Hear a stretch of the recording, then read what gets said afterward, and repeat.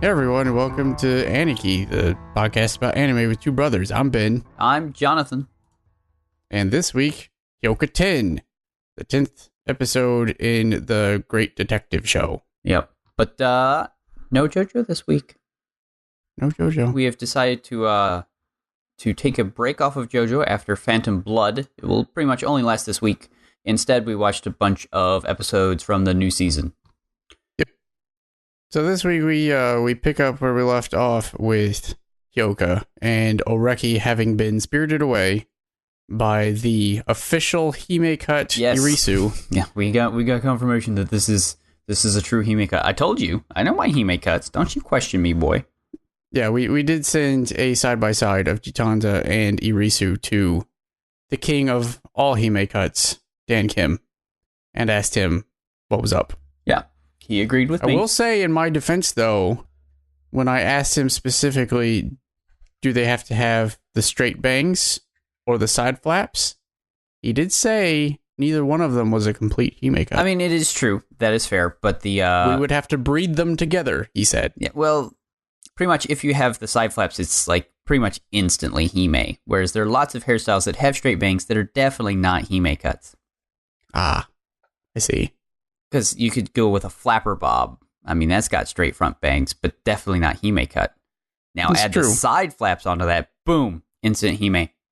We have determined that Irisu is, in fact, a Hime, at least as far as hair goes. Pretty sure as far as everything goes about her character, she is the classic Hime archetype.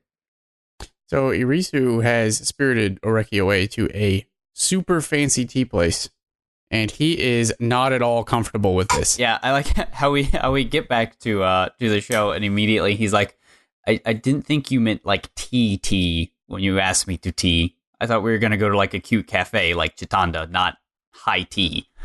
Oh no, it's high tea time with hostesses and everything. Yeah, we're going at it. Wow, Yeah. Wait, I probably shouldn't have said that that way.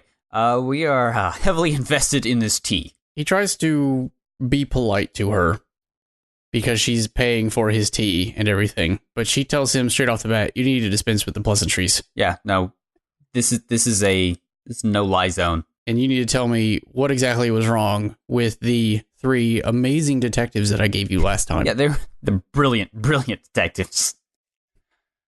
So he starts in, and during the op, he recaps. Yeah, thankfully we don't have all to 3 of them go were through the those worst again. detectives. Spoilers, they were all the worst detectives. Do we need to go over the movie again? I guess we can go over that later when they watch the movie again. Sure. And I can go through all of this all over. Yeah, so we get back from the op, and we get this week's title, which is really nice, although I'm not really sure how it should be translated. Sure. The translated title is What No One Noticed. Yeah. The actual title in kanji, which I wouldn't have noticed except it had she in it. Sure. I always notice that one.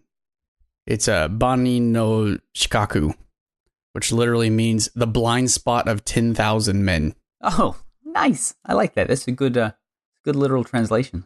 Oh, is that a 4 kanji phrase straight up? No, there's a no in it. Ah, dang. Yeah. Sorry. Close. It's a very dramatic title. That was not translated quite as dramatically.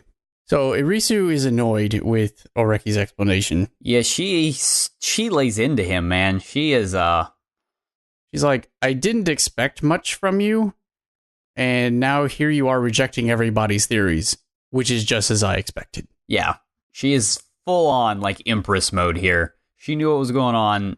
I have it here that she probably has like 3 different spiders named after her. Because look at her. Yeah, probably. She is the most manipulative person in this show. And that's saying something when you've got Chitanda running around. She doesn't run around this episode, it turns out. That's true, and that will become very important. Oh, and I do have a nickname for her, considering about that. Oh. Oh. We're going to get to that later? It will be much later. Oh, good. So Irisu says, yeah, I know that those 3 detectives weren't the best. They're not incompetent, but they were totally not of any use in this particular situation. Yeah. And I like here how she's doing her whole explanation. And Oreki tries to get a word in. Oh, and she just always shuts him down. She stomps on him with her words. Oh, yeah. Shoves his face into the mud and is like, oh, no, I'm talking right now. Oh, she's negging like a pro. like a pro. If you weren't helping, then we'd have to use one of their theories, and the project would totally end in failure. Yep, it would be super bad. Have some guilt while we're at it. Yeah, we'll just pile this on here in this beratement. She belittles him, but also doesn't. She's just so good at this. She's really scary. She's so good at this. Oreki like, puts up his normal defense, though. He's like, I was just lucky. And then that's just like another opening for her to like berate him at another level again. Before that, she like sticks the knife in and twists it a bunch because she's like, I heard about you from Chitanda. Yeah. I heard about you from someone outside school. Yeah. And from Togaito Masashi, who I'm not sure if we've met him or her before. Was that newspaper guy? Was that the newspaper guy? Could have been. Let's check. Let us refer to the notes. That was episode 3? I think so. Togaito. Yep. It was him. Togaito. Done it. So, newspaper dude and Chitanda at least. And she says flat out, I want you. Yeah. Not Classes Club. No, I want just you. Because you're the best. You are special. You are super special. You have a gift. You're the best. And I'm like, oh man, she's going right for the old ego. Hey, yeah. Right in old Chitanda land. Yeah, do we remember? Or this is where we take that thing out of our pocket that we remembered from a couple episodes ago. What's the greatest sin? It's pride. Pride. What's he letting get to him? Pride. It all comes around. What's interesting is she is, with her words, recognizing him for his talent and not for his ability to entertain. Yeah. But it's sort of like an inverse of Chitanda, where Chitanda doesn't really recognize his talent explicitly, but she admires the heck out of him. Yeah. So Irisu is going right in there and being like, okay, I'm going to take Chitanda's spot for right now. Yeah, well, it's because Chitanda admires him as a person and his talent, where Irisu is just like, oh yeah, you're really good at this. Awesome. I can use that.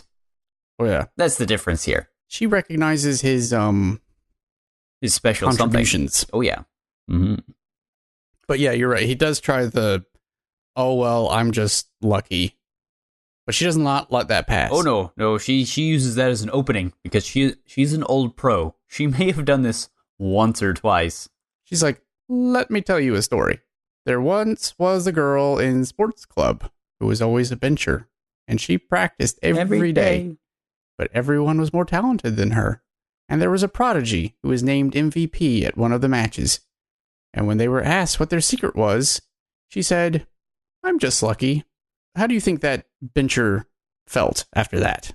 Was she not deeply cut? Yeah. Yeah, Oreki. Spoilers, in this story, everyone is that bencher, and you, Oreki, are the MVP. She says, you need to be aware of yourself, or other people will think themselves fools. Yeah. Which it becomes important later. Oh, yeah. No, lots of things become important later. This is a super well-written arc. It's a really good arc. Oreki takes a hard swallow of his tea, with the weight of responsibility suddenly weighing on him. I just have written here, come into my parlor, says Irisu. She is playing him like a fiddle. What was it in the very beginning? I know some people who, if you manipulate correctly, will dance for you. He is dancing. Yeah, oh, yeah. He's doing the tango right now. The with macabre Irisu. Waltz. So we got to Satoshi commenting on Oreki as they walk to school. Sort of berating him. He's like, Oreki, why are you walking to school on a holiday? Yeah, why are you doing this What's thing? What's up with this? This is the antithesis of your entire person. Not just your personality, the antithesis of your personhood. And he's like, well, Irisu gave me some orders, so I guess this is what I'm doing now. Which, Satoshi is the first one to say this episode. Yeah. He's like, Irisu got to you, didn't she? Yeah, buddy. He's like, no. Oreki Hotaro is a passionate and honorable man. He's like, what? No, that is not the motto. You know the motto, dude. It's eating, sleeping, and taking the easy way out. Mostly the last one. He's like, do you think, did Chitanda convert you? No. Because I don't think I heard that right. So Oreki asks Satoshi, because this has been weighing on his mind. Yeah, this is where we get some hashtag real talk, guys. Since the fool's comment from Irisu a couple minutes ago. He's like, do you think there's something that only you can do? now we get some really depressing talk from Satoshi for once. Yeah, this is where we start getting Satoshi's personality, because he's like, nope, I don't think I could be great at anything.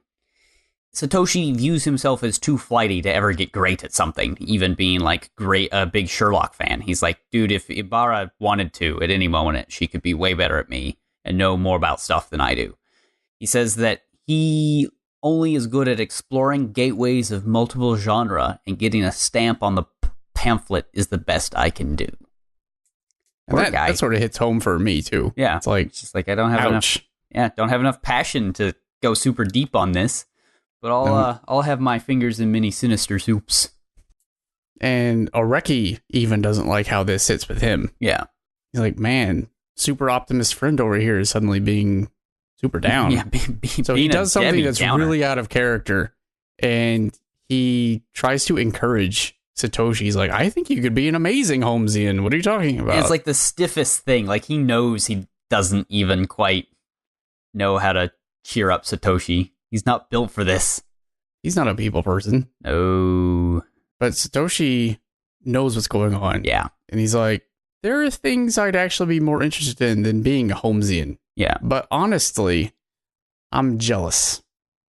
And there are some shots of his face darkening. Some very downcast eyes.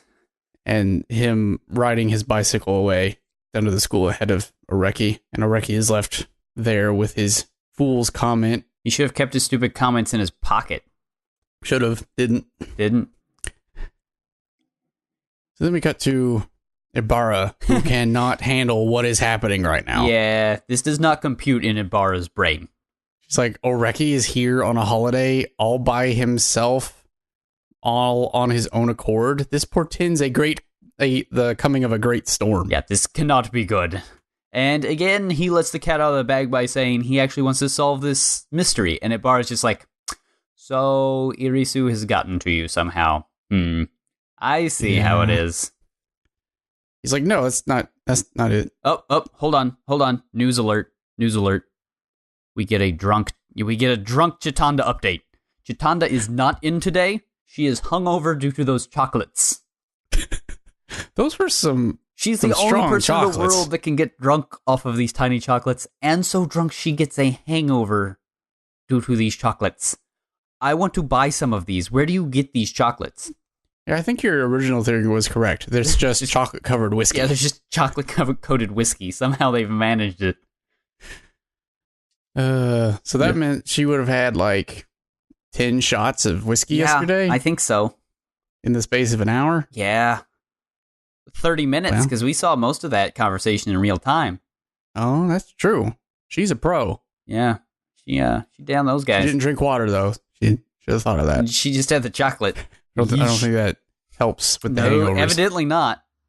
So Ibarra and Satoshi and Oreki all sit down with the movie on a DVD player, and they're like, we should watch this again and try to figure this out. Okay. Let's watch it again. One more time. Watch it again. Break. Oh, here it is. Here's the film. Shall I go over the film again? I mean, it's very important. Go ahead. Okay. Let's have the film. Let's go. Shaky Cam. Several volunteers from Class 2F decide to produce an exhibit on the history of Narokubo at the Kanyasai. They went there as part of their research. They happened upon a deserted town. They happened upon an old mansion to spend the night. They find the floor map. Let's split up, gang. One of the students finds the keys to all the rooms. They leave the master key hanging on the wall. There's a shot of the main room where all the players go off walking in the building. 5 of the students make their way back into the main room. They go as a group to find him, the camera following. At the end of the hall is a locked room. They go off to get the master key. They open the door, and there he is. He's on the ground in a pool of blood. There's broken glass on the ground as well. His arm is across the room with the key near it. Oh no. The window of the room is shut and heavy, but it is open. They look out, and there's no upset glass. It's the classic locked room scenario. End. That's much better. Okay, see? There. Much quicker. I'm getting good at this. I'll probably repeat it again next episode. So Ibarra has a theory. Her theory is she thinks the mystery is not coming to light because the movie is, well, boring, and the viewer can't get into it. All right, so what do I have here? I have this. Yeah, Satoshi says that he doesn't see where there's there's no room for a big trick to have been pulled on anybody. And the guys are both like, man, they're making this really hard mystery look like super simple. It's like it's child play. And Ibarra's like, look, dude, you guys, you're a dummy. It doesn't look simple because there's a simple trick or anything. They didn't intend for this trick to be simple. It's simple because it's done by a bunch of kids who weren't worrying about it. It's boring and a bad movie. Yeah. You're overthinking this like a bunch of dummies. Well, how would you film it then? And she starts explaining scene by scene, saying, I would basically use the camera to show things from the character's perspective. Like the guy that's in the window of the lobby. Yeah, behind the shoulder. Would show the lobby. Yeah, exactly. Because she's in Manga Club, remember? So she can probably frame shots fairly well. Yeah. Which is why they picked Hongo, probably. That is why they picked Hongo in the first place, because she was a member of Manga Club as well. She keeps on going with this, but Satoshi and Oreki have to stop her. They put her into this. They say, hey, this would be a never-ending exercise if she were to go through the whole movie. They get the point that, the movie could have been shot way better. I do think Oreki here notes that this is as Satoshi predicted with the whole, she could be a better Holmesian than I could be. Yeah, it's possible. It's possible. I mean, they do even point out that, you can't even tell it's going to be a locked room mystery or a mystery at all until you, get 2 seconds. Yeah. Well, maybe when that person's missing. That's not even until halfway through the film. You spend most of the film with these guys just wandering around a town and being like, well, this is thrilling. Mm-hmm. Thrill a minute here at watching kids wander around. Yeah. While they're discussing this, though, suddenly a man approaches from the outer darkness, and he has come for Satoshi. He has come for Satoshi. Satoshi's number is up. He marches in and physically grabs Satoshi. He's like, what the hell, man? It turns out why are you playing around? Omichi is serious. Yeah, the reason Satoshi was here at school in the first place is because he has a bunch of makeup tests to do. He wasn't here just to help Oreki solve a stupid mystery. He was actually here to do makeup tests. So he is physically dragged from the room. All the while screaming, no, I must know the secret. He really wants to know the answer to this. Tell me more. Does he own a car? Tell me more. Tell me more. I just really like how Ibarra reacts to the situation. She has no expression. And then as soon as he's dragged kicking and screaming from the room, very dramatic, she's like, Ichata. Yeah. Yeah. He's gone. There he goes. He went. And then he suddenly reappears and falls upon the floor. And Here's she's like, my notebook of facts. Moto Dekita. Remember it. Cherish it as a memory of me. Take my notebook. Bye forever. And then he's dragged back again. Poor guy. It's like Marley being dragged back to hell. And with that, Ibarra stands up and bails as well. She's like, well, we out. She's like, I may want to help. Actually, she says, I might want to help Irisu, but I have no intention of helping you. She's like, I am librarian today. If you had told me you'd wanted to do this, I would have taken the day off. But as it is, smell you later. Yep. She does apologize, though. She gets serious for a moment and is like, seriously, sorry, bye. So Oreki, left alone, solemnly turns to his with no his Chitanda video. Around. Keep that in mind. There's no Chitanda here to provide It's just him. He could bail at this point if he really wanted. But he doesn't. But he can't. Irisu, that Hime cut, man. We must all serve the Hime cut. It's like vampire eyes. Yeah. Dio. Is Dio secretly a Hime? I think so. Well, he is an heir, but not an heiress. If he'd stolen the right body, he could have been. He could have been a Hime. Yeah, that's fair. Well, no, because he doesn't steal bodies. He just puts his head on other people's bodies. So he might have the body of a Hime, but he wouldn't have the hairstyle, which is really what matters. Well, we all have our cross to bear. Well, Oreki starts tugging at his hair while watching this movie, going on scene after scene, and we get one of those cutaways, one of those little fancy segments of Oreki walking through a room filled with old style TVs, just playing shots from this movie over and over and over again. Very Matrix-like. Yeah, no, it is. He's trying to make a connection to all these different scenes. Yeah, with his montage. Oh yeah. But then all the TVs shut off. They all go to blue screen. Oh, it must have been running Windows. Harsh. Actually, when that happened, I immediately thought Jeopardy was about to start. Because they all go blue. Too. Yeah, no, that's true. That's pretty good, too.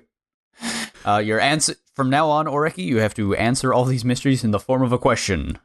That'd be amazing. I think he would just add a rising intonation to everything. And this person was the murderer? And then he goes, I see. That's what Hongo was going for.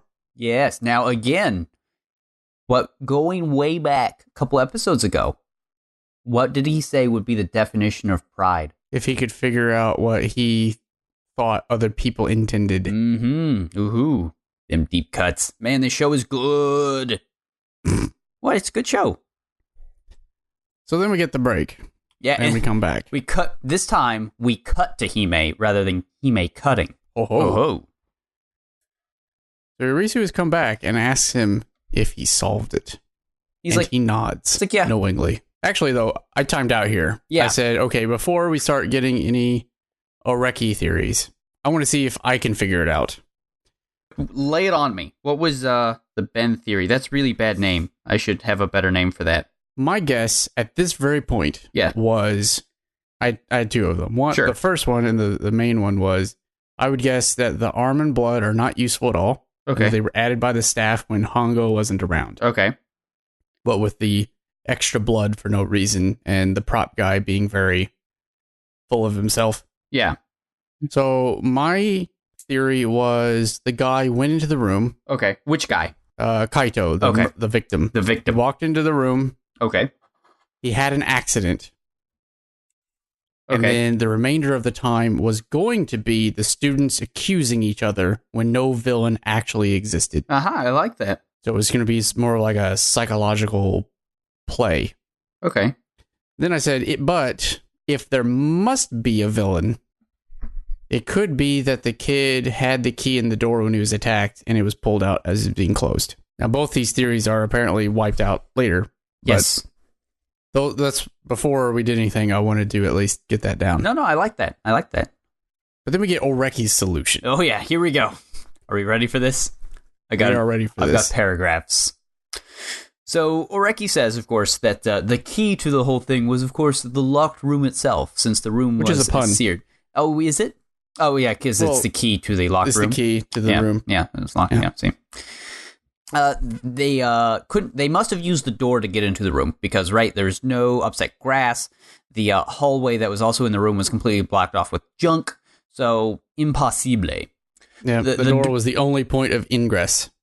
Couldn't use anything else. Yeah, the door was the only way. And there's no filmed evidence that the door was a trick door or the trick had anything to do with the door at all. So we're cool. Right. So therefore, it must have been the master key. Right. We all know where that was. But, as we know already from the floor map and whatnot, none of the 6 kids could have gotten to the master key and back again without being seen by everybody. So that's bad. Yep. Therefore, none of the 6 kids did it. Cool. I do like how they point out that this means there's a second locked room mystery. Yeah. Because to get down the hallway that led to the first locked room, and that's the only way to get there, someone would have been seen going down that hallway. So we got 2 locked rooms, really. Yeah. So Oreki's like, there was a 7th. Irisu's like, didn't we rule out a 7th as being like really stupid theory that Spunky-kun came up with? He's like, yeah, but she did say that Hongo was looking for a 7th actor. So there probably was one. He says that the script is well written enough that it's very doubtful it was a mystery killer, a slasher. So that's silly. Yeah, the 7th character wasn't just going to pop out of nowhere. Yeah, it wasn't going to pop out of nowhere. It wasn't just going to be like, booga, booga, booga, booga. It was going to be something that was at least clever. And then he brings up some of Satoshi's notes that he was writing down in his little green notebook. And the notes are as follows. They are, someone illuminates the floor map with a flashlight. When they are looking for Kaito in the dark hallway, there's a flashlight. Whoa. No one had a flashlight. Nope. At which point I figured it out. And then when they enter the room with the victim's body, the camera pans around and looks at all the characters. And while they had time to hide a flashlight, there's no real reason to hide a flashlight. Yeah. It doesn't point towards, who the culprit would be necessarily. Yep. So he turns to Irisu and says, I know what you're thinking. Flashlight was just for lighting, right? Yeah. But the movie is boring, and the camera had shoddy work. Yep, the movie's bad, and you should feel bad for watching it, and the camera work sucks. But he's like, no, don't take that seriously. Maybe. What if? Hear me out. Yeah. What if there was a reason for that? Yeah. What if? Then he lays it out. Found footage film. Boom. The cameraman was the secret 7th person. Ha ha. He says all the other characters look at the camera I mean, that's fair. now and then. It could be because they're bad actors, but bear with us. But bear with us. And it was he who operated the flashlight. Yep. Makes sense. And when everybody went to their respective rooms to do the checking, Yeah. the camera was left in the lobby on a tripod. Fades to black. So he's probably stopped the camera, took the key, killed, and then returned the key. And he's like, bam. Bam. There it is. Done it. What now? What now, Hime? Well, the Hime has 2 questions. 2 burning questions. 1, why in the world would we have an actor that doesn't speak and no one talks to? I like his answer for this, because I wouldn't have thought of this at all. He says it was probably deliberate to show motive, because the person was being ignored by everyone and was an outcast. Yeah, because that is a common form of bullying, at least as far as my knowledge goes to in Japanese schools. Shunning is a very common form of bullying, where we just pretend a person doesn't exist. Very much so. And then she lays out her second question. Question 2.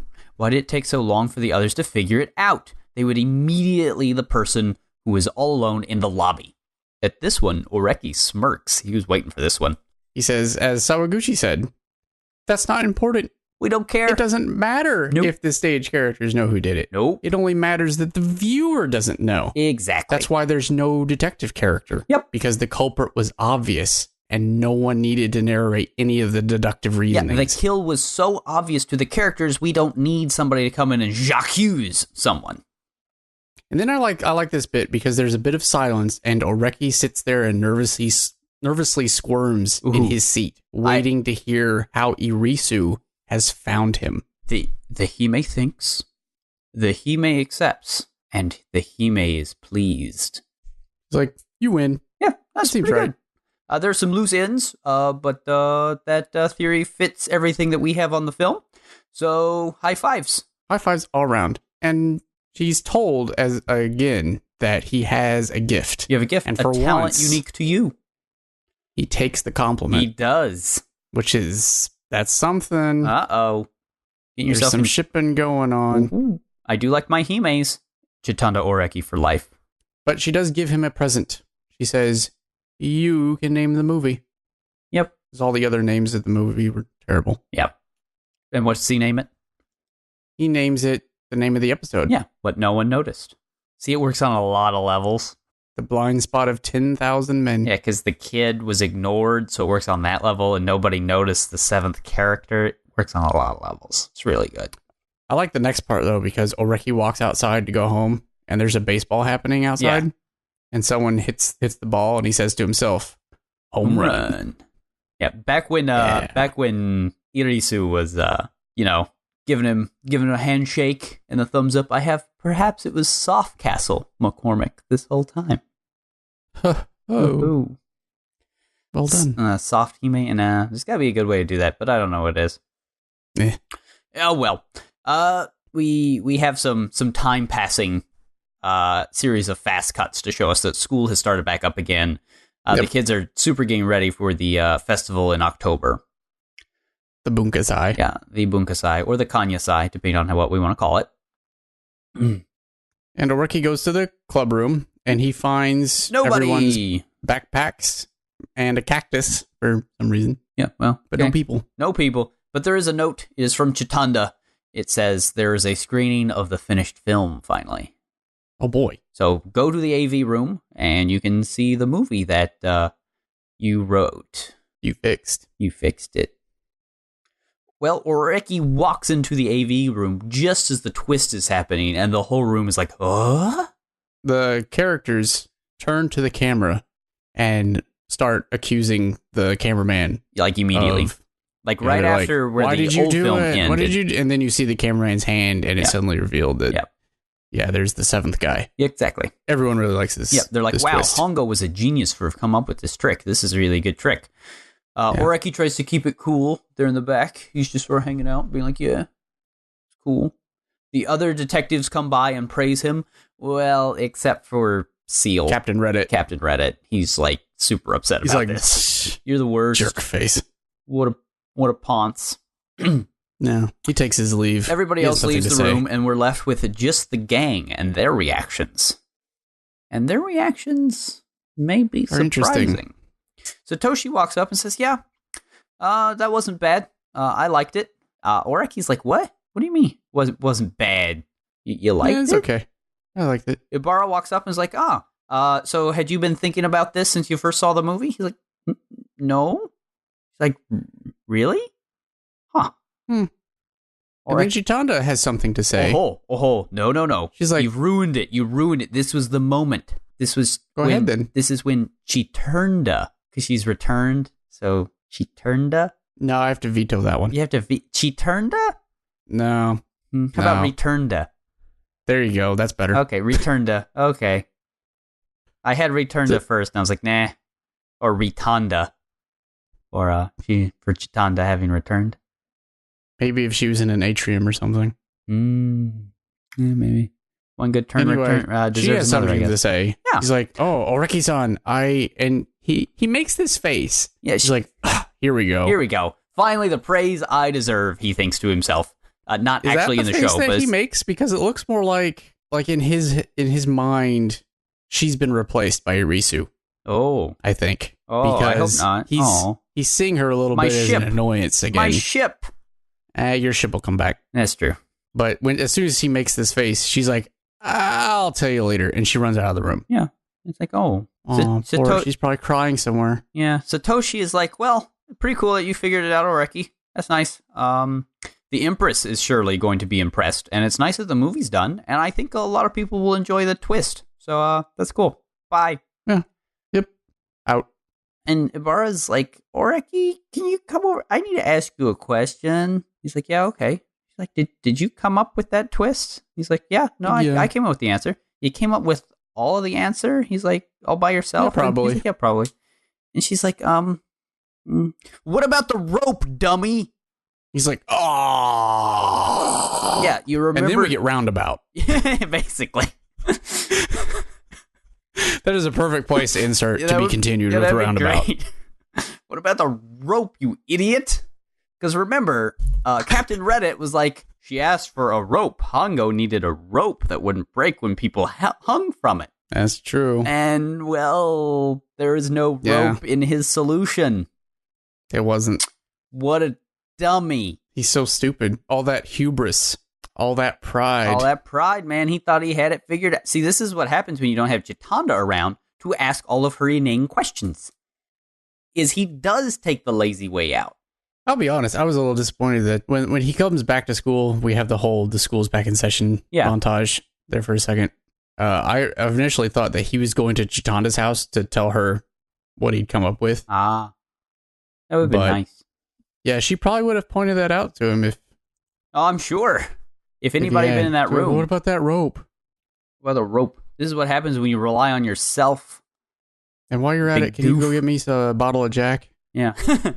Some more chocolates. Some daiquiris, maybe? Yeah, so I thought that this arc was going to end in 3 episodes. No, it's got a 4th. Especially with the conclusion coming right after the commercial break. But no, we have another conclusion, which is, why is Oreki such a putz? That's our new mystery, is why is he a dummy? I really hope that's the name of the next episode. Well, we are ready for our next episode, which is, what about the rope, dummy? What about the rope? What about the rope? Do we know about the rope? We don't know about the rope. He's going to learn about the rope. Is he going to get tied up? Because that would be amazing. Ooh. Very fitting. Oh, my. Oh, my. I like where this is going. My ship is back. You've got a Hime, and we're tying up Oreki with ropes? Okay. I've walked into a dojo that I didn't know I needed. Is end credits of The Fool. Yep.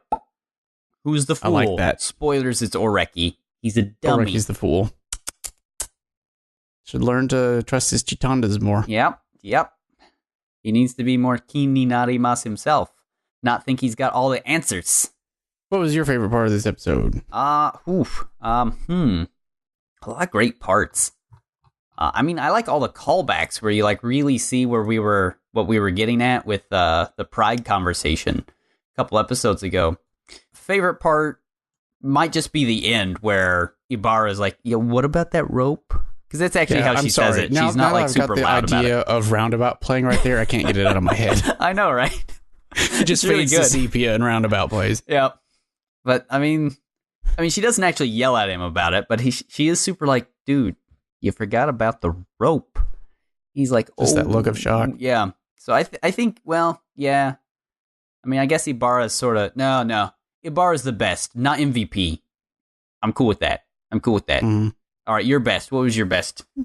My best, I have two. The simple one is there was no Kitty Narimas for once. Oh, you're right. This is the first episode with no Kitty Narimas. No wonder he doesn't. No wonder he doesn't get it. I was really expecting her to say that when she said, "I have something to tell you." That's why he doesn't solve the mystery. She ran away. Nobody was curious enough. I think the real one is just his whole solution. Yeah, it's very clever. It's a neat and tidy solution, and especially the motive part. Yeah, because the motive part makes total sense. Again, and like it's that kind of thing that you're like, oh, yeah, I should have figured that out. Yeah, none of the gang is really.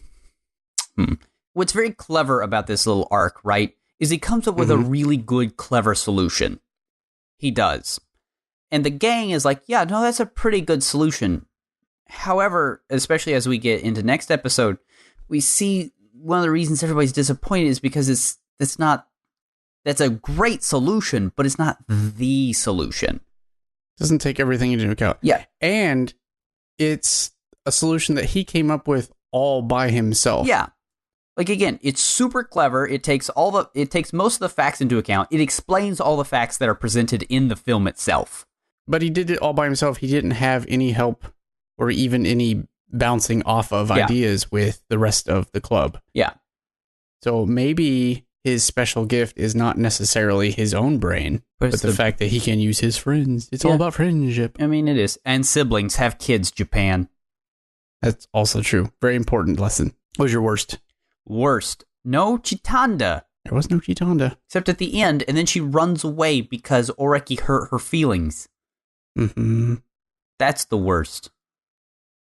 Well, we assume that he hurt her feelings. She might just be running away because she's embarrassed or something. The same difference.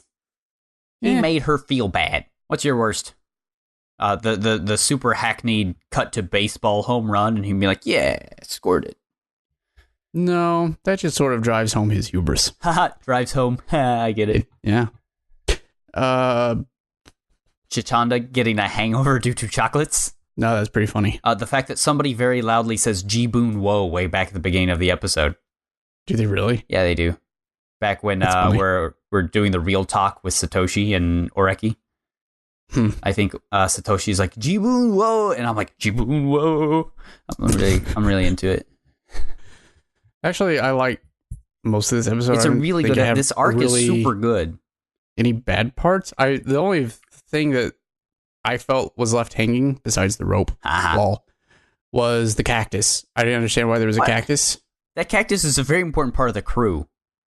Is it? It's the most. I mean, is it their mascot now? I'm pretty sure that cactus shows up in the first episode. I think it's on the windowsill where Chitanda's looking out. That cactus has been a part of this group since the very beginning. Is it like the snail in Adventure Time? It's in every show? It's in every episode. It's very important. But the cactus is very prominently on this table without any explanation. Yeah, it is the center of the shot and should probably have been important in some way. It was holding the note down. That's kind of important. It was. Who's your MVP? MVP is, as always, Irisu. Mostly because she is like the sneakiest, most Hime spider blankety blank empress archetype in the world. She's great at her job. She really is. I applaud her efforts. She gets MVP for manipulating Oreki. Mine's Ibarra for taking Oreki off his high perch and slamming his face back into the ground with just a few words. Yeah. What about the rope, dummy? How about that rope? You forgot about that, didn't you? She gave her the old rope-a-dope. Which is a double whammy because she's apparently a lot smarter than she lets on. Or at least that she recognizes. Yeah, she's always trying to solve the mysteries. Like, she's always a little upset because Oreki can come up with it. They had a past that she's been trying to rib him on this whole time. Yeah. So you've got that going for her. You know, that's true. Like, Ibarra's a really cool character. She's really great. Just a little insufferable at times. Well, I mean, that's sort of her role, though, right? She's a little bit of everything. She and Satoshi make a good pair. They do. They're both insufferable in opposite ways. That's my it's my secret second OTP. Well, it's clear because there's only 4 characters in the club. I mean, we can get some cool so you have pairings. to pair the. You're gonna pair Oreki and Satoshi. Is there anything wrong with that? I don't think so. I have a thruple pairing. Okay. Oh my! And that's Oreki, Chitanda, and the cactus. That's awkward. It's unconventional, but you cannot deny their love. It is. Does the cactus identify as a people? No, it identifies as a cactus, you idiot. Oh, sorry. That was presumptuous on my part. Is cactus presenting? Goodness. Have you seen me in Mitomo? I identify as a stack of pancakes. Do you really? Have you not seen my pancake I have not got outfit? such a question. Have you not seen my pancake outfit? No. Oh, golly. So that's it for Hyouka 10. I think that officially marks the end of Hyouka 10. Next week will be Hyouka 11, and that will be the actual end of the movie arc.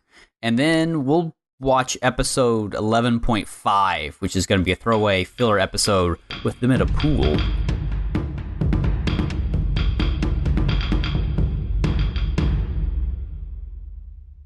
This week, we decided that instead of watching Jojo, yep, as much as we love Jojo, but we're having a generational break right now as 30 years pass. Yeah.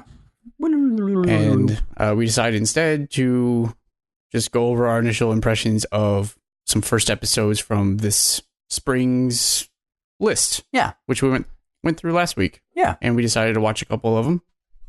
And see what you think. So what all did you watch? You do one, I'll do one, you do one, I'll do one. All right. I got to remember what all I watched. Cool. I know you watched The Bear Show. Yes. I watched The Bear Show, I watched Sailor Moon, and I watched Phoenix Wright. Okay. Those are my 3. Okay, cool. Because I'm glad I didn't watch Phoenix Wright yet. Good. All right. So which one do you want to start off with? I'll go with Sailor Moon Crystal. All right. So I have seen screenshots. It looks a lot more cartoony and fun than the older ones. Okay. So yeah, they fixed all of the animation problems. There are 0 animation problems this time around, which is phenomenal. That's a bold claim. It is a bold claim, and I went into it with a extremely cynical mindset. Yeah. Are you sure there just weren't any glaring visual problems? There were no visual problems. Okay. You say that, and it's just going to be, our Twitter's going to be full of people pointing out like hands that are stumps. Well, I mean, if they're tiny little mistakes like that, those things I don't notice anyway. Okay. It's the glaring, why in the world would they do that? Yeah, errors. Why are their eyes not there? Yeah, why are their eyes not there? Why do they have noodle arms? Why? Noodle arms. I love the noodle arms. Why are they only half CG and half not? So well. But no, they have all their transformation sequences. Yeah. We get Hyouka and Michiru showing up. Okay. And we have Hotaru for like 2 seconds. Oh, nice. So it's very nice. Cool. The only problem is it's still Sailor Moon. And they do stick to the manga, I guess. It's been a while since I read it. But even if they do stick to it, the whole problem still remains that the inner Senshi are inept at their job. Well. They're clowns. I don't like them as much as I like the outer Senshi, because the outer Senshi have their crap together. The inner Senshi do not. And the realization throughout the entire episode is, oh, joy, we're going to spend this whole season waiting to get to the outers. And meanwhile, we're going to have to sit around and watch these inners try to figure out what's going on. Yeah. That in itself wouldn't be terrible, but the inners spend the entire episode in the arcade, playing games, swooning over boys, doing the normal stuff. Then we have 5 minutes where they all transform, because Toei had to show us that, look, they're all fixed. Yeah. All of them. So they went through all the transformations and all the, in the name of insert planet, I'm going to in the name of the future moon, threat. Did we get Chibi? Chibi Moon wasn't there, no. Oh, dang. I don't think she's... If they don't bring back Pink Sugar Heart Attack, I will be so mad. It's my favorite. Do. Oh, boy. It just hits people in the face. They're discomforted. They all transform for 5 to 6 minutes, including the threats and all. Yeah. And then Sailor Moon doesn't actually kill the thing. Jupiter and and Venus do it. Oh, come on. Which is true to the manga with their ridiculous attacks. I won't tell you what they are because they're amazingly titled. But yeah, they take the thing out like that. 2 hits, done. Sailor Moon does nothing except... No, she doesn't even do that. Sailor Jupiter's like, hey, someone call an ambulance because this girl's down. Come on, guys. Do they suck the energy out of Naru? Nope. Oh. Although Naru does show up for like 2 seconds. That's nice. How about Shingo? Does Shingo exist? Did we remember he's still around? No, we didn't see Shingo. No, it's okay. I don't know if you read my Twitter or not. But probably. It's very interesting, and this is a very mild spoiler, but the whole episode starts up with Hotaru having some dreams, and also Mamoru having some dreams about the doom approaching. Yeah. And you should watch out. And the doom is, of course, if you read the manga or watch the original show, is Saturn's going to be summoned and destroy everything, right? Yeah. Sailor Saturn is going to be summoned, bringing the silence. Everything is doomed. The Gensui show and the Outers being manipulated by it, because that's how the Senshi work. They don't actually summon Saturn ever unless all is lost. Yeah. And at the very beginning of this arc, the crystal has already decided that its owner is useless and all is lost. Let's summon Saturn. To be fair, we have all seen Usagi, and that is not an unreasonable assumption to make. Yeah, that's fairly accurate. I guess if Usagi fixes herself, then maybe she can call the auto-destruct off. But until then, let's go ahead and get our plan B going. Yeah, well, I mean, seems reasonable. So that was Sailor Moon Crystal Season 3, Episode 1. Hyouka is a man now. Just a man? Well, she masquerades as a man, and I'd forgotten about that. Oh. Actually, she doesn't really masquerade as one. She just dresses like one and lets people assume. Oh, well, I mean, that's because it's just easier that way. Yeah, sure. Uranus is the best. Spoilers. So, what was one show that you were watching? What did I watch? What was the first one I watched? Oh, I watched Gundam Unicorn. Oh, yeah? Mobile Suit Gundam Read 0096. So, I watched the first episode of the old Gundam Unicorn, which was an OVA, and it was beautiful. This appears to be a retelling of that same story. It is not as beautiful, but it's a TV show, so... That's true. But also means that it'll probably have a longer runtime in total, so it'll probably tell the story a little bit better. For Gundam Unicorn, we are back in the UC, back in the Universal Century, which is the number one reason why I care about it. We've been bumbling around in AUs for so long. That's nice to finally get back to Universal Century. How long has it been since the last one? Quite a while. I couldn't tell you exactly, but a very long time. Universal Century is, of course, the one with Char and Zeon and dropping colonies on Earth where we've lost half the human population in the course of a 1-year war in 0079, I want to say. Yeah, colony drop is always the best attack. Yes. And this is now 0096. But it's good. What I really like about it is the character designs are very classic. They harken back a lot to the original Gundam series. That's good. It starts off with some really cool Gundam fights with new modified Zakus and whatnot, and it is super rad. We've got new types again. We've got just everything that made the original Gundam so good. So I am thrilled. Cool. I'm not big on Gundam myself, but... See, it's really hard to watch the original show because there's a lot of filler and there's a lot of this and that, and to be honest, it's not animated super great. But what I've seen of the original show is actually the compilation of the 3 movies they came out with, which is a condensing of the original show. It's very good. Those 3 movies are really good and do a good job of showing you everything from the original. Huh. Yeah, my only experience with Gundam so far has been Gundam Weed. Gundam Weed? Gundam Weed. I'm a fan of that show. It's 400. Which is the Unicorn OVA, it's, obviously. 420 episodes. It's really good. Amazing. No, Gundam Wing. And then part of Gundam Seed, I think. Is it Seed or is it Gundam 00? No, because there's 2 Gundams, and one of them is just like a rehash of the original show, but bad with more Bishonens. I don't think that was Seed. It's not Seed. It's the Seed other was one. its own show. Yeah. No, I know. This was supposed to be as well, but then you just start looking at all the character beats, and it's the same thing. And I wasn't super impressed with Wing, other than I liked a couple of the characters, but That's fair. a lot of the characters are just completely insufferable. I'm just super... Relena Peacecraft is still anathema to me. Yeah, well, I'm just super excited to be back in Universal Century, because that's the main Gundam timeline, and it's a good one. They do a lot of stuff to try to explain the science in the show, like, hey, why do we fight with these giant unwieldy robot people? It's like, well, we invented a particle that blocks all long-range scanners. So this is really the only way to ensure hitting people is all visual stuff again.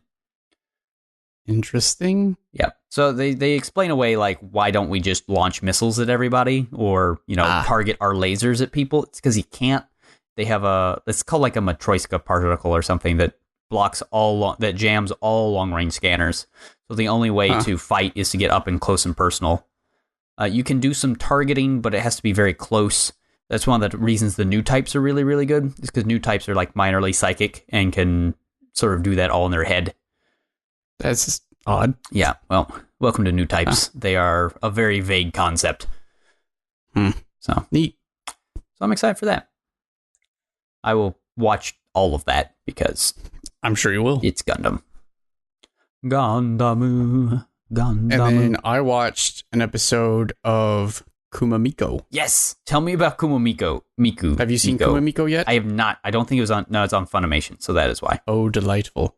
Okay, so unfortunately, it's given a title like Bokumachi was, which is sort of silly. It's called Girl Meets Bear. Why? But immediately it's evident that she's known this bear her entire life. So why I don't would know they why. call it that? That's just no idea. It's just a bad name. Just call it Kumamiko. It's 4 syllables. Just also, it's for a highly enfranchised audience. Let's not kid ourselves here. Yeah. I mean, he's a bear, and he hangs out at a shrine with his friend the Miko. The end. Okay, so you start up the episode, and you think, okay, I think I know where this is going. Okay. Slice of life. Sure. Watercolor backgrounds that are really amazing. The girl wants to go off to school in the city, which is 2 hours away. Sure. The girl, not the bear? Not the bear. The bear wants her to stay. She's the local priestess, the Miko. Does the bear talk? The bear does talk. Okay. Because I would be fine with it either way. I would be fine with a talking bear, and I would be perfectly fine with a bear that never speaks. No, the bear physically talks. Okay. He's literally moves his mouth and speaks human language. Like Teddy Ruxpin. Got it.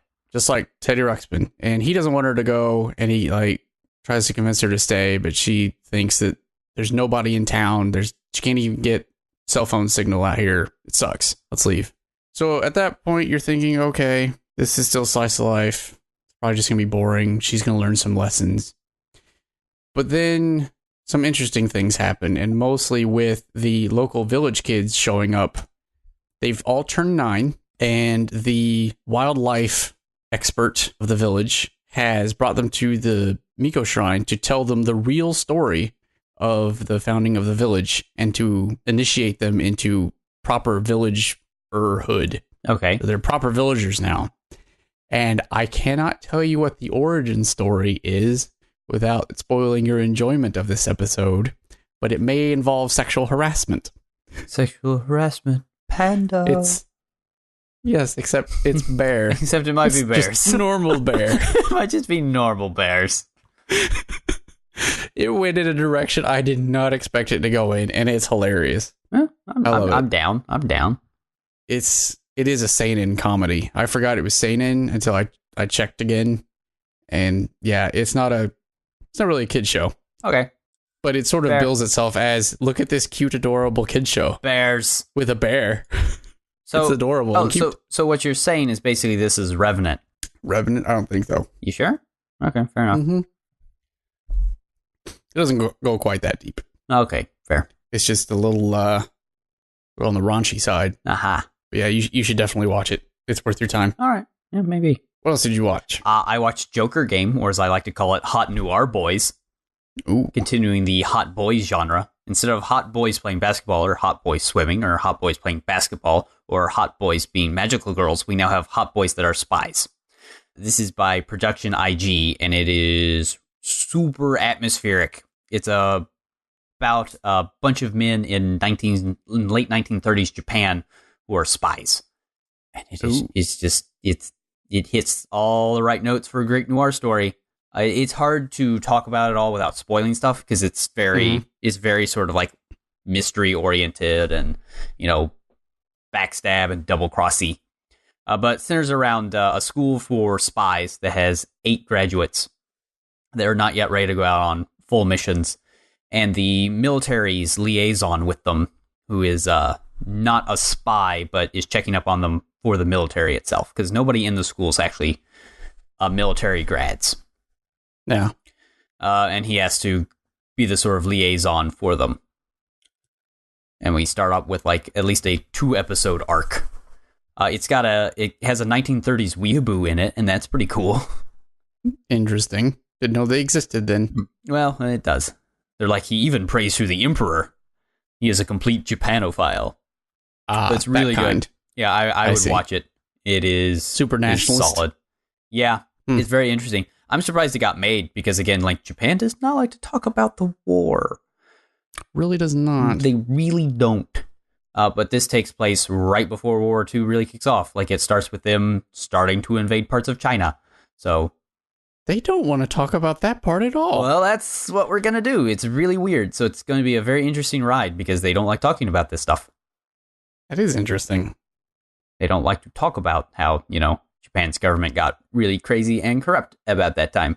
And they decided to, the sort of cover for the school is the Greater East Asian Cultural Society is the name of the school. That's its sort of code name. It's like, yeah, that's stuff that they don't like to bring up. That's weird. Yeah. That is really weird. Yeah. I'm surprised they didn't get a visit from one of the Diet members. Well, they definitely have a big thing at the beginning. It's like, this is a work of fiction. Anything that has to do with anything real is completely by coincidence. Yeah. It's the same thing that Jojo has before every episode, though I don't know why Jojo has it before every episode, but it does. Does it really? Oh, yeah. I've never gotten that message. Yeah, no, they have if you watch it on Crunchyroll, they have a disclaimer at the beginning of each one that this is a work of fiction, and if it resembles anything in real life, it is totally by coincidence. That is an amazing... I have to believe that is a joke. No, well, most shows will have that. Like every American release film does, but it's at the end of the credits. In the credits of the... Yeah, no, it's at the beginning of every episode of JoJo. Like in case you thought that maybe Hammond would happen and that maybe your uncle had his head put on a dog before. It's not about him. I think it's just because it's a historical fiction, so they just put that there to cover their bases, I guess. I don't know. Weird. But yeah, watch Joker Game. It looks to be a good one. And Annie saw a couple shots of it because she wanted to see what I meant by hot noir boys. Because they're not like Bishonen. They're Mori Senpai from Haruhi, from Host Club. Right. Yeah. They look like that. They're that sort of like cool type.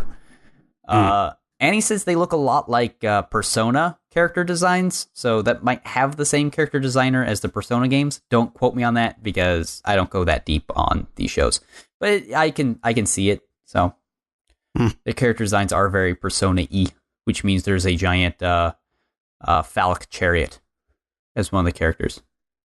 Probably there's this dark man I see on the poster who has his back turned. Maybe that's him. Maybe he just turns around and it's that guy. Yeah, Tamara. Terrifying. Just his face. So the other show I watched was Ace Attorney. Yeah. So how did you like? So I hear that there's a subtitle version of that where they give them the American names. Right. That's the one I have. Okay.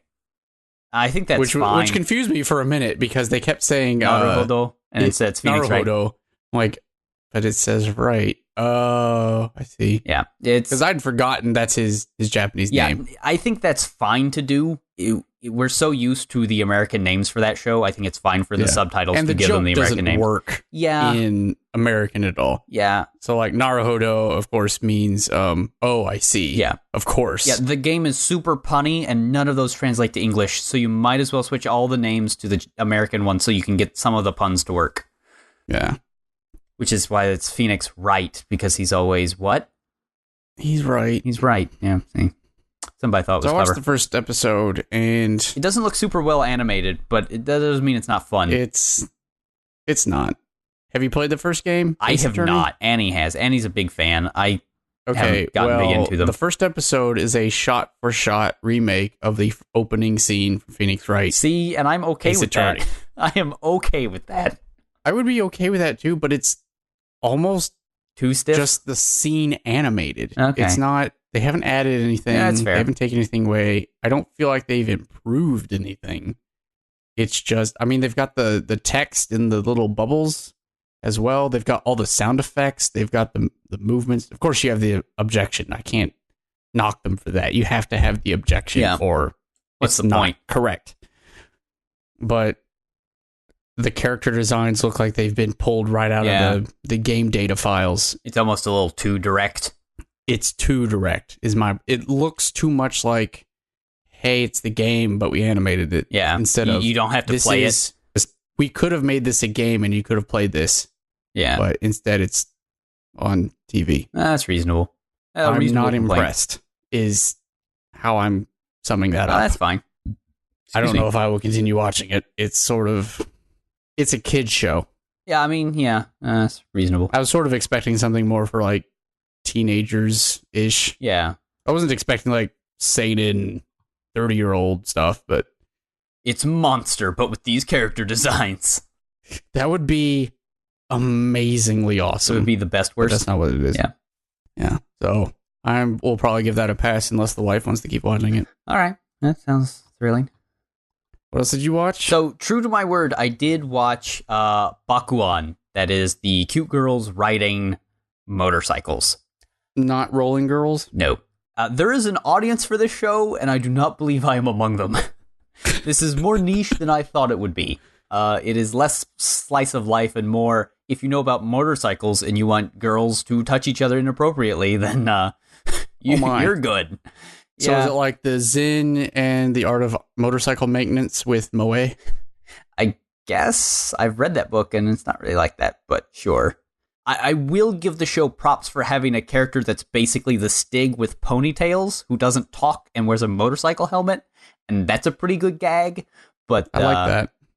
Like it's got some good gags. It's not bad, but I think it's a niche audience, and I am not a part of that niche. Mm. But if you're into motorcycles, I'm sure it's good.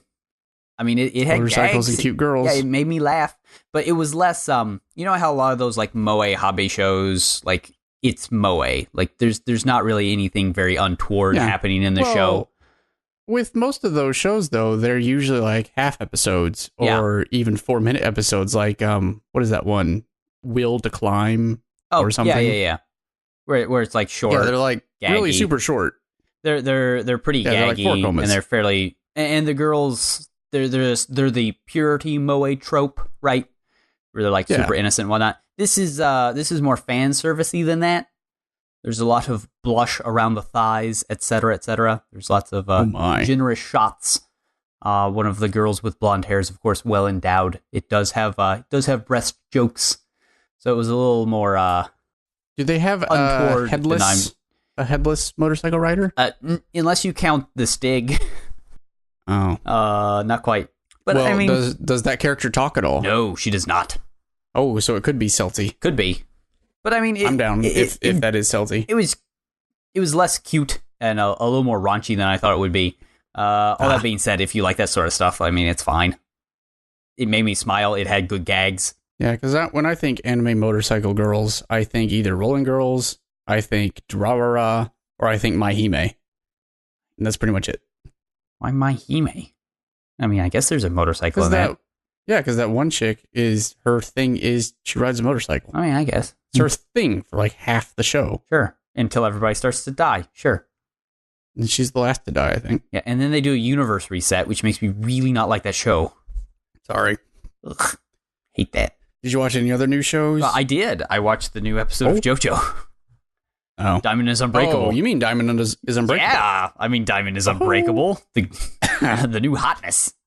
Tell me more. Woohoo! Jotaro is back, but now he is almost 30, and we have to deal with his uncle. His uncle, Josuke. Don't insult his hair. He has the pompadour, right? He has the pompadour. Do not knock that hair. Is he easily offended? No, he is not. He is very polite. He is very calm. He's very together. He is very demure, unless you insult that pompadour. So he has a great head of hair. It is big on the psychedelic colors in this one, and it is pretty. I saw somebody talking about it on Twitter and being like, they don't have a huge budget for the show. So, what they do is they just make it look stellar using heavy line art and crazy colors, making everything pop. I mean, it is pretty to look at. It does nice. Look a lot like Space Dandy from the cover art. What I'm really happy about it is it's not going to be a globe-trotting adventure. It's going to all take place in one town from what it looks like. So it's going to be really interesting. And it's in Japan, so it will be in Japan this whole time in a small Japanese town. Nice. So I am very excited for it. Do you know how long this season is? Is it going to be like Stardust Crusaders? Or Stardust Crusaders was really long. I don't know how long the manga part of this was, so I don't know. It doesn't look like we're going to fight every single one of the tarot deck and then all of the Egyptian gods. So good. Hopefully not a full 48. Hopefully closer to a 13 to 24. But we'll just have to see. But I am excited because it looks great. His stand is, what's it called? Pink Diamond or something? No, I'm pretty sure that is a character from Steven Universe. But he can punch really hard, and then whatever he punches can instantly heal, and that's a really nifty power. That is Steven Universe, I think. It kind of is. But it's a really interesting power, because in like the first episode, I mean, minor spoilers, I mean, this is JoJo, I could say anything, and you could not tell if I'm telling the truth or not. There's like a guy who's holding a girl hostage, so he uses his stand to punch through both the girl and the guy. Well, we know that's possible because Zappelli once punched through a frog. Oh, no, like through them, like leaving a hole in both of them. But then once they're separated, the woman heals instantly. So does the guy, but Josuke puts the knife that the bad guy was using to hold the girl captive inside him, so he heals with a combat knife inside of his stomach. So Josuke has a pretty cool power where he can like punch stuff and it will heal. Interesting. So that's pretty cool. He can destroy things and it will like reconstitute the best it can. Interesting gimmick. That is an interesting gimmick. It's like that one old comic that's like, I can make puppies appear anywhere. It's like, that doesn't sound like a very good comic. Anywhere. And your heart is now a puppy. Yeah. I'm for it. Was there anything else that you thought looked cool enough to be watching? Well, there's that Trigger show, but it hasn't aired yet as of this recording. Which one's the Trigger show? Well, I mean, I haven't seen Flying Witch yet, but I don't think... it doesn't look like that's on any major streaming thing, so I'm going to have to... Kisneighbor, I think, was the one. Kisneighbor. Oh, yeah, there it is. Yeah. I see it. And then we both thought that Bungo Stray Dogs looked interesting. Yeah, it's got an interesting cover. It's also not aired yet. It's going to be on Crunchy, so I will definitely be able to watch that. Looks like it's got cool character designs. It's by Bones, so it's got two good things going for it. But Bones can always be hit or miss, so we'll have to see. I just want to see Flying Witch. You will probably enjoy Flying Witch a lot. I will enjoy it immensely. And the show I was trying to think of last week was Non Biori. Which one was that? I was trying to think of a show that was slice of life that I like that a lot of people might not, and it was Non Biori. Because it's a cute girls doing cute things show, but... An update on Soul Eater. We watched 11 episodes so far. Okay. And it's actually a lot better than I thought it would be. That's good. I mean, it's still clearly for the demographic of like 13 to 17 year old boys. Yeah. But I am really confused because it's a shonen. Yeah. One of the main characters should be a stand-in for the young boy viewer. Yeah, right? Generally speaking. But it's really confusing because the main character has now clearly become the girl. Yeah. Don't they have like talking weapons, though? Well, the weapons are people, too. Yeah, see, I think that the weapon is the person that you are supposed to identify with when you are that 13 to 17-year-old. And I thought that would be, too. That's what I heard. He doesn't talk much. When he does, he's all about how much he would lay down his life for the girl. He fights a couple times, but he's not the one fighting because he's a weapon. Well, there you go. So I'm really confused as to who the show is. Who's it for? That's an excellent question. One I ask myself all the time whenever I sit down to watch Ayori Yaoshi. And it's not just them. It's the other two pairs of characters. You've got one where the boy is an insufferable brat. And even if you on a sort of scale identify of 1 to with Rini. 9. Ooh, that's pretty Rini. Really insufferable. It's really annoying. But his partner, the weapon, is just this cool, calm, collected chick who is a much better fighter than he is. Huh. And this is proven in episodes 10 and 11. Sure. He has toughness of will, but she's clearly the better overall fighter than he is. And then you have the other, I guess they're trio of characters, where the guy is an OCD freak, and the two girls, why they embody some of the overbearing motherly tropes that Japanese have towards women. Yeah. They're clearly his conscience and do all the things for him because he can't be trusted himself. So I'm really not sure who this is for, because if it's for boys, they're doing a poor job of showing this as a boy stand-in show. Yeah. And while there are boob jokes, it's not really like, this is what we're all about. Yeah. But it's not really, I don't feel like it's for girls, but it seems to be. It seems to be more oriented towards girls than it is for boys, I think. Also, we met the penguin, and the penguin is amazing. I'm glad. I think I told you that Dio voices this penguin. Oh. It's you sort of had, Excalibur. but I had forgotten. Okay. Imagine Dio. Do you have Dio in your mind? Yeah, I have Dio in my mind. Remove his bloodthirsty part. Okay. And then make Leave him a his Prinny? ego. Okay. That's this character. I'm for it. He's just super obnoxious, and it's the best. I'm down. So, if you ever feel like watching something shown in E, at least watch the first 9 episodes. Actually, you skip the first 3 if you wanted, but get to episode 9 of Soul Eater, and it's worth it, I think. But I do like the fact that it does. This is a show that if I continue watching, it will actually end. Yeah, that is nice because, Naruto is still kind of going, I guess, somehow. Naruto, Bleach, One Piece, they're all still going, but Yep. This one, it has some arc that I'm not aware of, and it's over. That's it. That is nice. And then, this is a secret. I haven't told my wife yet, but she'll probably figure this out by the time that the show airs.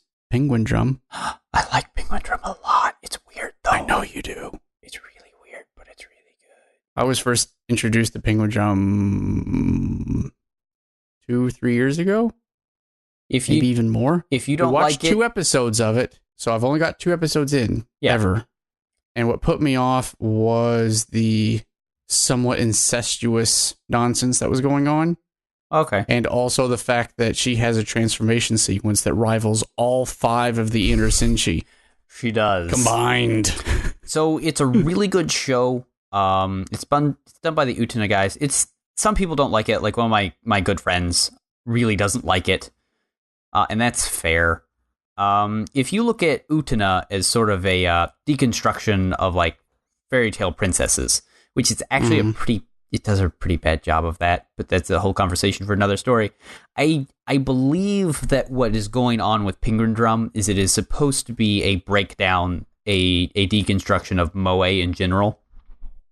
Really? Of the moe archetype and protecting young girls in a moe sort of vein is I think what it is doing. And I didn't get to that yet far enough. You kind of have to watch all of it to get to there. Oh, I see. But I mean, I really, really enjoy it, but I can definitely understand it when people don't, because it's out there. It was out there, and I don't think I was ready for that when I saw it. Yeah, and like I said, it came out really whenever out I there. watched it. It was a long time ago before, I think it was even probably before I saw like Mononoke or anything like that.